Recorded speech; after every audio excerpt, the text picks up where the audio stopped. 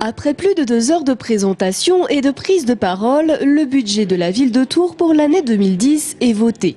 Sans grand changement depuis le précédent conseil dédié au débat d'orientation budgétaire. Mais sur le banc de l'opposition, les votes ont oscillé entre abstention et voix contre, notamment suite à la décision du maire d'entrer dans le dispositif de remboursement anticipé du fonds compensatoire de la TVA.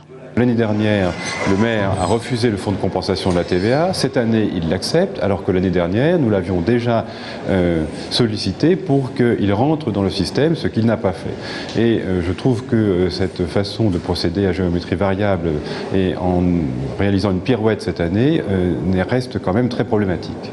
Un choix que Jean Germain justifie en invoquant un assouplissement de ce dispositif qui permettra à la ville de récupérer 2,6 millions d'euros.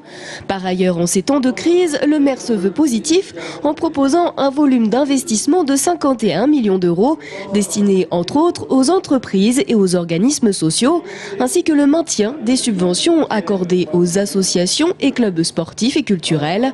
Quant à la dette de la ville également mise en avant par l'opposition, Jean Germain a voulu se montrer rassurant. Tous les Tourangeaux savent d'où vient la dette de la ville de Tours, avec la création la construction du Palais des Congrès sans aucune subvention et que nous continuons à la payer.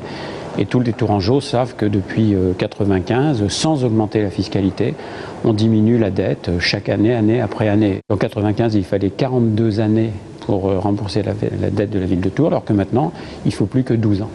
Avec un budget global de 297 millions d'euros et un emprunt pour 2010 de 8,8 millions d'euros, la ville de Tours espère donc passer le cap de la crise sans pour autant abandonner ses projets phares, comme l'écoquartier de Montconseil, le développement des Deux Lions et bien entendu le tramway, avec le début des travaux de dévoiement annoncés pour l'été.